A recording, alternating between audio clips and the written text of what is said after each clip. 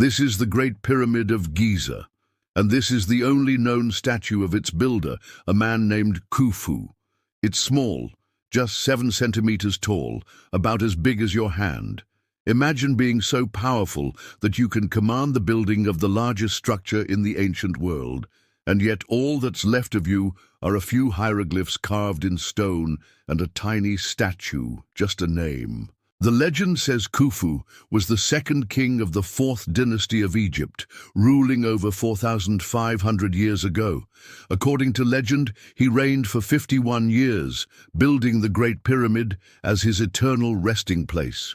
He chose a site 10 kilometers from the Nile River. The river was considered sacred by the ancient Egyptians because it symbolized life. To build a pyramid here would be like building it in the sky, close to the stars and the gods. But there's a problem.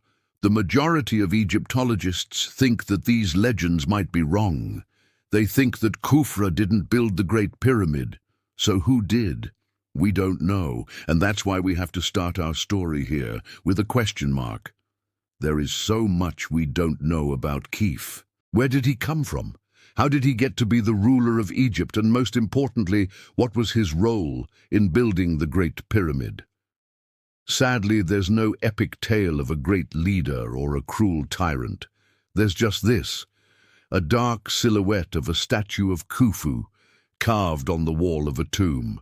The statue is just 7 centimeters tall and made of limestone. It was discovered in 1837 by an explorer named Howard Weiss, hidden in the rubble of a collapsed wall.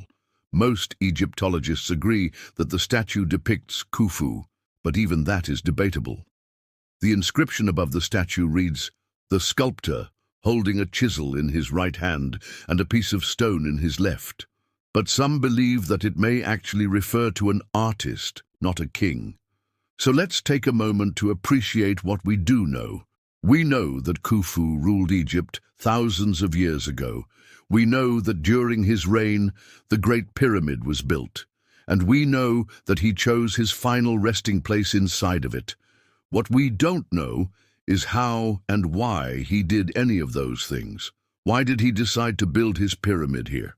What was the significance of the number 4,500 years ago? People looked up to the stars and wondered if there were other worlds out there just like ours.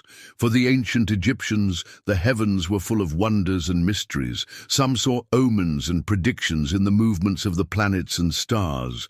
Others believed that the gods themselves walked among them, watching their every move. Building a huge structure of stone seemed like a great way to ensure that you'd be seen. If the gods were looking down from above, the Great Pyramid would be impossible to miss.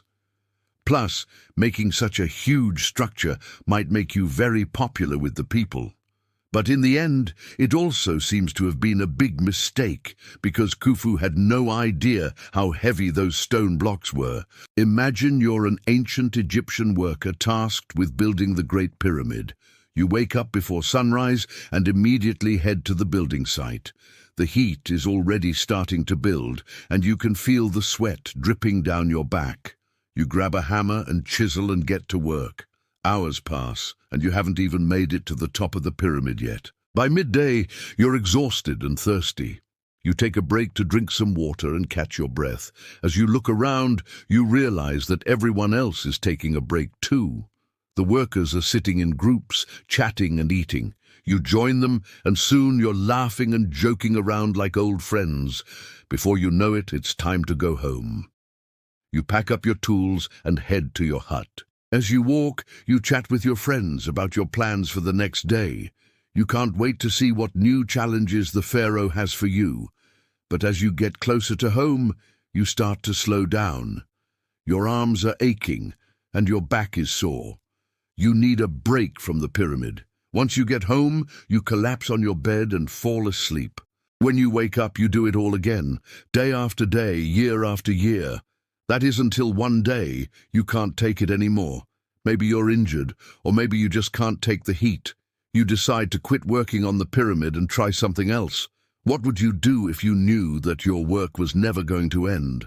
Would you keep going, or would you find a way to make it better? Well, that's all we have to say today. Join us next time for more Secrets of the Pyramids.